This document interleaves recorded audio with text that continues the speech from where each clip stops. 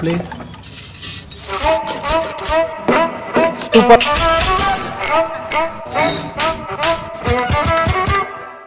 It should not be played like this.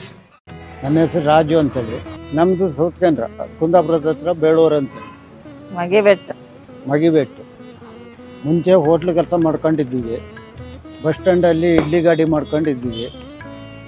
ಆಮೇಲೆ ಆರಾಮ್ಸಲ್ಲಿ ಹೋಗಿ ಒಂದು ಸಣ್ಣ ಕ್ಯಾಂಟೀನ್ ಮಾಡ್ಕೊಂಡಿದ್ವಿ ಶೆಡ್ ಹಾಕ್ಕೊಂಡು. ಆಮೇಲೆ ಸೀದಾ ಗೇಟಿಗೆ ಬಂದ್ವಿ.